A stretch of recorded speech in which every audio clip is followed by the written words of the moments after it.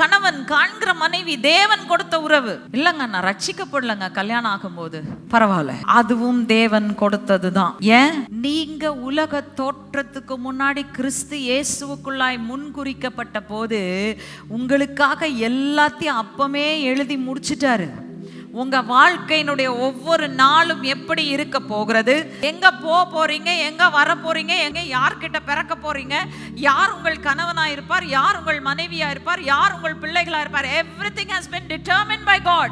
நீங்க முன்குறிக்கப்பட்டிருந்தீங்கன்னா, நீங்க அவரை அறியாமல் இருந்தும் அவர் உங்களுக்கு நாமத்தை தரித்தாரானால், நீங்கள் அவரை அறியாமல் இருக்கும் போதே he was in control of your life. அவர் சூழ்நிலைகளை இங்க அங்க அசைச்சு எங்க உங்களை கொண்டாடணுமோ அங்க கொண்டாந்து நிறுத்திடுவார். இன்னைக்கு தேவன் ஏற்படுத்தி கொடுத்த வாழ்க்கையில இருந்து பின்வாங்கி போகணும்னு பாத்தீங்கன்னா, உங்க உலக பிராரமான வாழ்க்கை மட்டுமல்ல, உங்க ஆவிக்குரிய வாழ்க்கையும் அதுக்கு எடுத்து போட்டுரும்.